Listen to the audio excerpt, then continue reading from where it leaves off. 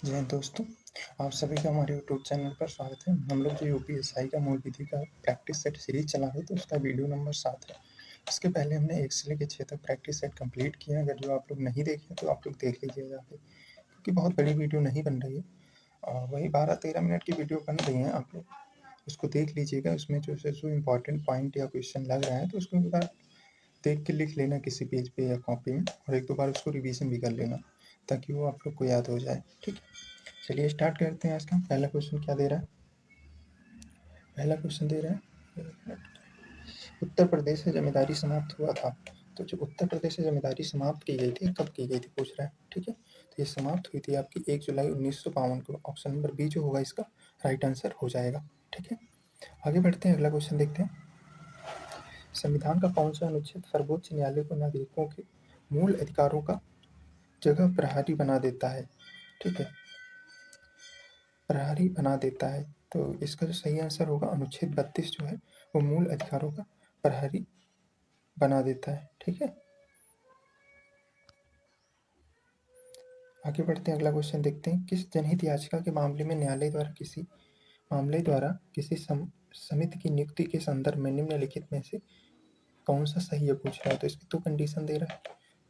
तो पहला क्या दे रहा है? न्यायालय मामले के लिए एक समिति अथवा आयुक्त को नियुक्त कर देता है। ठीक है, ताकि वह उस मामले की छानबीन करे और रिपोर्ट जमा करे। ठीक है, दूसरा पॉइंट क्या दे रहा है? समिति अथवा आयुक्त को ये अधिकार भी दिया जा सकता है कि वह शिकायतों का संज्ञान ले और उन्हें जनहित में निपटाए। ठीक है, तो इसके जो 2 पॉइंट दिए हुए हैं दोनों सही हैं। इस हिसाब से ऑप्शन नंबर डी जो होगा सही हो जाएगा इसका। ठीक है, आगे बढ़ते हैं, अगला क्वेश्चन देखते हैं क्या दे रहा है। किस समिति ने डेटा सुरक्षा से संबंधित मुद्दों पर ध्यान दिया है? तो किस समिति ने डेटा सुरक्षा से संबंधित मुद्दों पर ध्यान दिया है पूछ रहा है। तो इसमें बी एन श्री कृष्णा समिति जो थी उसने डेटा संबंधित सुरक्षा जो था उस पर ध्यान दिया था, अर्थात ऑप्शन नंबर डी जो होगा इसका राइट आंसर हो जाएगा। ठीक है, आगे बढ़ते हैं, अगला क्वेश्चन देखते हैं। सूचना तकनीकी अधिनियम की धारा 60D के अधीन अपराध की दशा में कितनी अवधि के कारावास का दंड की सजा दिया जा सकता है? तो इसमें जो सजा का प्रावधान किया गया है वो 3 वर्ष का किया गया है, अर्थात ऑप्शन नंबर डी जो होगा इसका राइट आंसर हो जाएगा। ठीक है, आगे बढ़ते हैं, अगला क्वेश्चन देखते हैं। सूचना प्रौद्योगिकी अधिनियम के तहत लाइसेंस के लिए आवेदन किया जा सकता है। तो किस धारा के तहत आवेदन किया जा सकता है पूछ रहा है। तो धारा 22 के तहत सूचना प्रौद्योगिकी अधिनियम के तहत तहत लाइसेंस के लिए आवेदन किया जा सकता है, अर्थात ऑप्शन नंबर बी जो होगा इसका राइट आंसर हो जाएगा। ठीक है, आगे बढ़ते हैं, अगला क्वेश्चन देखते हैं क्या दे रहा है। सूचना प्रौद्योगिकी अधिनियम 2000 के विस्तार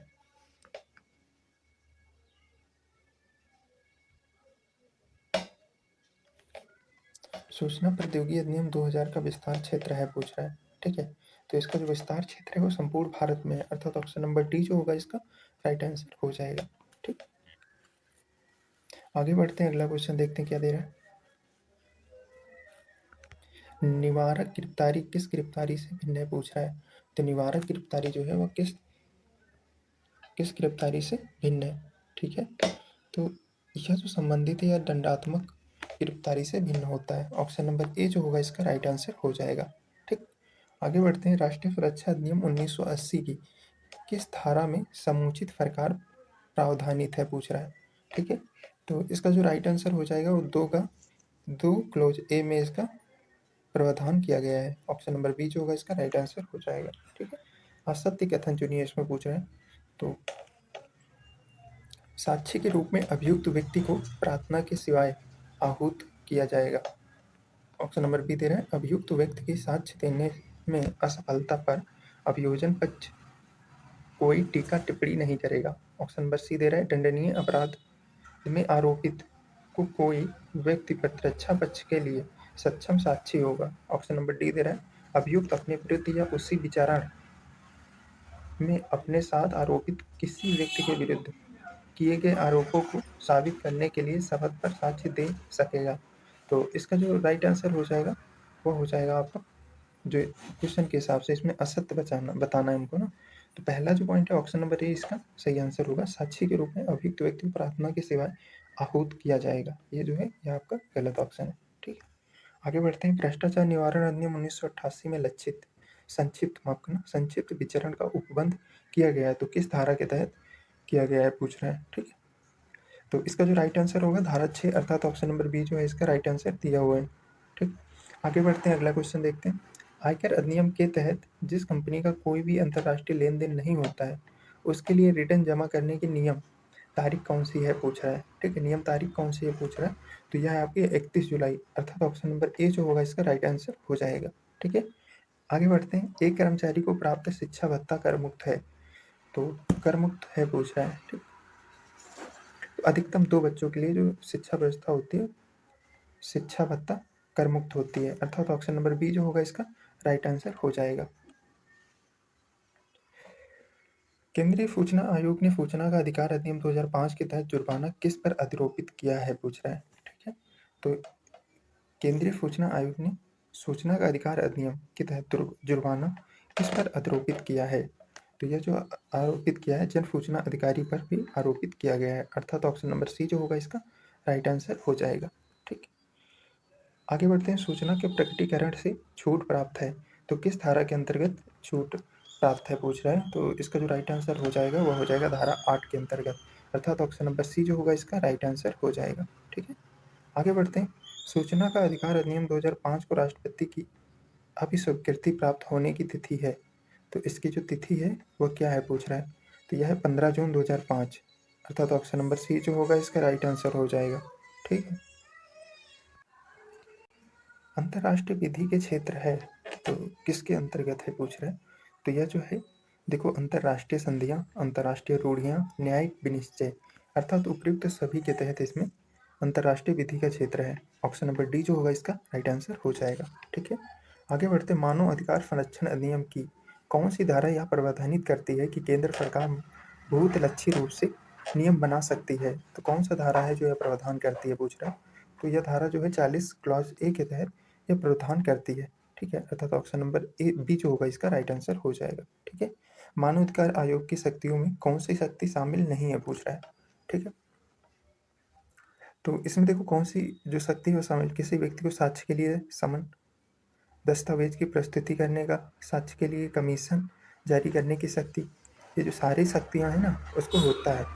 देखो किसी व्यक्ति को साक्ष्य के लिए समन होता है, ठीक है, दस्तावेज को प्रस्तुत करने का ये भी होता है, साक्ष्य के लिए कमीशन जारी करने की शक्ति ये भी होता है, किसी अपराध को गिरफ्तार करने का आदेश देने की शक्ति ये नहीं होता, मानवाधिकार आयोग की शक्तियों में नहीं आता है। ठीक, अर्थात ऑप्शन नंबर डी जो होगा इसका राइट आंसर हो जाएगा।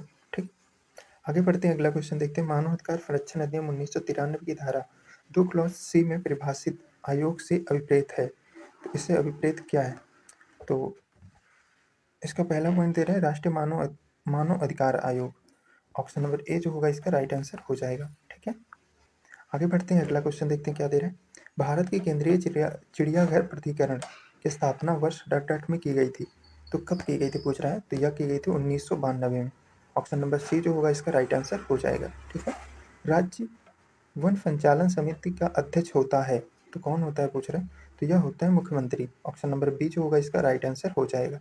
ठीक है, आगे बढ़ते हैं। वन्य जीव संरक्षण अधिनियम की धारा 2 के अनुसार बंदी पशु का अर्थ अनुसूची 1, 2, 3 या 4 में निर्दिष्ट कोई भी पशु है जो डॉट डॉट है, मतलब ऑप्शन मतलब इसका जो पॉइंट दे रहा है, ए दे रहा है पकड़ा गया है, बी कैद में रखा गया है, सी कैद में परिजनित है, तो इसका जो राइट आंसर हो जाएगा तीनों हो जाएगा, अर्थात ऑप्शन नंबर ए जो होगा इसका राइट आंसर हो जाएगा। ठीक है, भारतीय न्याय संहिता 2023 में लूट के अपराध को परिभाषित किया गया है, तो किस धारा में लूट के अपराध को परिभाषित किया गया पूछ रहा है। ठीक है, तो यह धारा 309 में इसको परिभाषित किया गया, अर्थात ऑप्शन नंबर ए जो होगा इसका राइट आंसर हो जाएगा। ठीक है, पर्यावरण संरक्षण अधिनियम 1986 में पर्यावरण प्रदूषण प्रदूषक वर्णित है, तो किसमें इसका वर्णन किया गया पूछ रहा है, तो धारा 2 क्लोज बी में इसको वर्णित किया गया है, ऑप्शन नंबर बी जो होगा इसका राइट आंसर हो जाएगा। ठीक, ठहराव रेखा कहाँ बनाई जाती है पूछ रहा है, ठहराव रेखा जो होती है तो यह कहाँ बनाई जाती है, चौराहे से थोड़ी दूरी पर बनाई जाती है, अर्थात ऑप्शन नंबर ए जो होगा इसका राइट आंसर हो जाएगा। ठीक,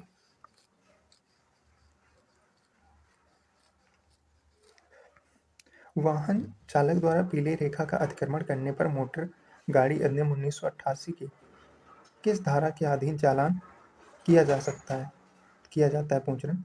तो यह जो किया जाता है धारा 119/117 के तहत चालान किया जाता है। ऑप्शन नंबर ए जो होगा इसका राइट आंसर हो जाएगा। ठीक है। धारा 2 के अनुसार व्यवहारी के अंतर्गत किस व्यक्ति को रखा गया है? तो इसके अंतर्गत जो है, जो मोटर यानों का विनिर्माण में लगा है, जो मोटर यानों की मरम्मत करता है, जो मोटर यानों को पट्टे पर देता है, अर्थात उपयुक्त डी। ऑप्शन नंबर डी जो होगा इसका राइट आंसर हो जाएगा। ठीक है। आगे बढ़ते हैं। अनुसूचित जाति अनुसूचित जनजाति अधिनियम के अंतर्गत विशेष लोक अभियोजक की परिभाषा दी गई है। तो इसमें कौन सा परिभाषा दिया गया है पूछ रहा है। तो क्लॉज ए में इसकी परिभाषा दी गई है। ऑप्शन नंबर सी जो होगा इसका राइट आंसर हो जाएगा। ठीक। आगे बढ़ते हैं। किशोर न्याय अधिनियम 2015 की धारा 2 क्लॉज 12 के अधीन बालक से अभिप्राय उस व्यक्ति से है जिसे पूर्ण नहीं की है। किशोर न्याय किसने पूर्ण नहीं करी है, मतलब 14 वर्ष से जो कम होगा, नहीं 14 वर्ष नहीं, 18 वर्ष की आयु से कम होगा वह किशोर न्याय अर्थात बालकों की देखरेख एवं संरक्षण अधिनियम 2015 के धारा 2 के अंतर्गत आएगा, अर्थात 18 वर्ष की आयु जिसने पूर्ण ना की हो। ठीक है। ऑप्शन नंबर बी जो होगा इसका राइट आंसर हो जाएगा। घरेलू नातेदारी की परिभाषा दी गई है। घरेलू हिंसा से महिलाओं का संरक्षण अधिनियम की धारा है। तो यह किस धारा के अंतर्गत इसको परिभाषित किया गया है? तो यह किया गया है धारा 2 F के अंतर्गत इसको परिभाषित किया गया। ऑप्शन नंबर डी जो होगा इसका राइट आंसर हो जाएगा। दंड प्रक्रिया संहिता 1973 के अंतर्गत आजीवन कारावास के दंडादेश का लघुकरण कौन कर सकता है? तो लघुकरण जो है वो कौन कर सकता है पूछ रहे हैं। तो समुचित सरकार इसका लघुकरण कर सकती है, अर्थात ऑप्शन नंबर बी जो होगा इसका राइट आंसर हो जाएगा। ठीक है।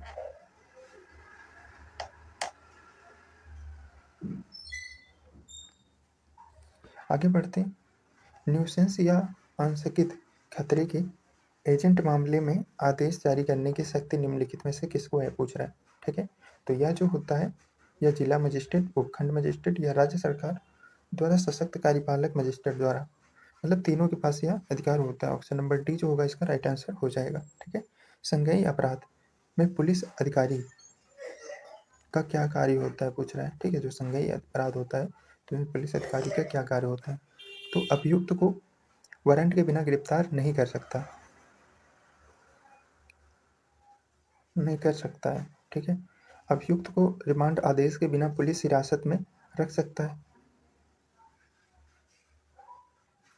अभियुक्त को रिमांड आदेश के बिना पुलिस हिरासत में रख सकता नहीं। अभियुक्त को मजिस्ट्रेट के समक्ष प्रस्तुत करना आवश्यक होता है। नहीं, संज्ञेय अपराध में ये भी जरूरी नहीं है 24 घंटा में। और अभियुक्त को वारंट के बिना गिरफ्तार कर सकता है। हाँ, यही सही है, क्योंकि अभियुक्त को जो है ना वारंट के बिना गिरफ्तार कर सकता है। ऑप्शन नंबर डी जो होगा इसका राइट आंसर हो जाएगा। ठीक है। आगे बढ़ते हैं। दहेज हत्या का अपराध बनाने के लिए महिला की मृत्यु डाट के भीतर किसी भी जलन या शारीरिक चोट या सामान्य परिस्थिति के बजाय अन्य किसी कारण से होनी चाहिए पूछ रहा है। ठीक है। तो इसका जो राइट आंसर हो जाएगा विवाह के 7 वर्ष। ऑप्शन नंबर सी जो होगा इसका राइट आंसर हो जाएगा। ठीक है। आगे बढ़ते हैं। अगला क्वेश्चन देख लेते हैं क्या दे रहा है। किस मामले में शरीर की प्राइवेट प्रतिरक्षा के अधिकार का विस्तार मृत्यु कारित करने तक नहीं होता है? ठीक है। तो इसका जो राइट आंसर हो जाएगा स्त्री की सम्मति के बिना गर्भपात करने के लिए प्रयत्न। ऑप्शन नंबर ए जो है इसका राइट आंसर हो जाएगा। ठीक है। श्री कांतिया बनाम बम्बई राज का वाद किससे संबंधित है पूछ रहा है। तो यह जो है आपका धारा 34 से यह संबंधित है। ऑप्शन नंबर बी जो होगा इसका राइट आंसर हो जाएगा। ठीक। भारतीय दंड संहिता के प्रारूप कर्ता थे। तो भारतीय दंड संहिता के प्रारूप कर्ता कौन थे? लॉर्ड मैकाले थे। ऑप्शन नंबर ए जो होगा इसका राइट आंसर हो जाएगा। ठीक है। आगे बढ़ते हैं। अगला क्वेश्चन देखते हैं। भारतीय न्याय संहिता 2023 की धारा 101 में परिभाषित है। तो इसमें क्या परिभाषित किया गया धारा 101 में? इसमें इसमें जो परिभाषा की गई है वह है आपका हत्या का। ऑप्शन नंबर ए जो होगा, नहीं, ऑप्शन नंबर सी जो होगा इसका राइट आंसर हो जाएगा। ठीक है। आगे बढ़ते हैं। भारतीय नागरिक सुरक्षा संहिता 2023 की धारा 2 क्लॉज ए क्लॉज सी में परिभाषित है, पर क्लॉज सी में क्या परिभाषित किया गया है पूछ रहा है। ठीक है। तो यह जमानतीय अपराध को परिभाषित किया गया है, अर्थात ऑप्शन नंबर ए जो होगा इसका राइट आंसर हो जाएगा। ठीक है, और यह सीरीज यहीं पर खत्म होती है। हम लोग जल्दी मिलेंगे नेक्स्ट वीडियो में, तब तक के लिए जय हिंद।